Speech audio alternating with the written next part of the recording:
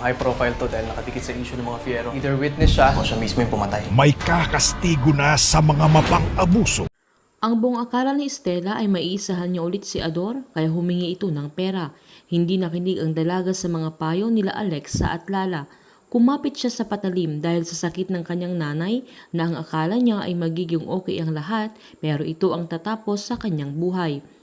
Sinubaybayan ni Ador ang pagpaparamdam ng dalaga kaya nang nakausap niya ito ay gagawin na niya ang plano nila ni Carlos. Ang pagpatay niya kay Stella ang tanging paraan upang makabalik sa pamilya Fiero.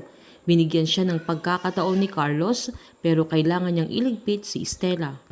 Sinubukan ni Alexa na tulungan si Stella, pinuntahan niya ang lugar na tinext sa kanya ng dalaga pero hindi niya ito nahanap. Pinagsabihan siya ni Mang Olan na wag nang pumunta pero nagpumilit ito. Wala siyang kaalam-alam na may mga CCTV pala sa lugar at nakunan siya. Nagalit si Mang Olan dahil kapag may isang nahuli sa kanila ay masisira lahat ng mga plano at pinaghirapan nila. Nagluluksa sila Alexa sa pagkamatay ni Stella na hindi nila akalain na ganun hahantong ang lahat.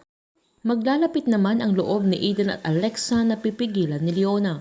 Nalaman nilang may isang babaeng nakakakilala kay Stella at naghinala si Atty. Olga at sinabi sa mga Fiero na ang babaeng kasabwat ni Stella ay siyang nagpakalat ng video.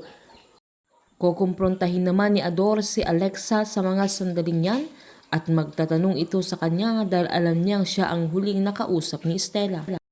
Si Inspector Limuel ang hahawak sa kaso na kung saan naniniwala itong high profile dahil nakadikit ang issue sa mga Fiero na maaring witness ang isa sa kanila o isa sa kanila ang mismong pumatay.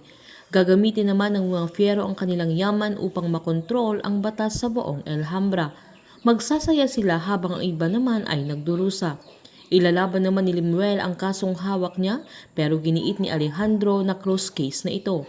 Dahil dito ay mas lalong magpupursigi si Limuel upang alamin ang katotohanan at hindi siya magpapatinag sa mga Fiero. Malakas ang mga Fiero sa mga nasa posisyon at maghahanap din ang mga Fiero ng isang lalaking aako sa pagpatay kay Stella at babayaran nila ito. Tatanggapin ng lalaki ang perang inaalok ng mga Fiero nang alam nila ito ang magiging solusyon pero darating ang panahon na hindi nila inaasahan na ang lalaking binayaran nila ay magsisisi at babawiin din niya ang mga bagay na sasabihin niya sa mga pulis.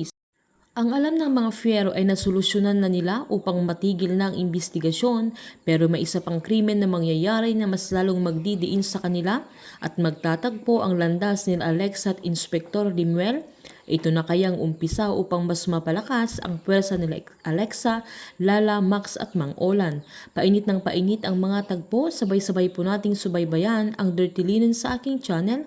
Patuloy lamang pong mag-likes, manood at mag-subscribe para po ma-update po kayo sa mga susunod na episode. Marami pong salamat.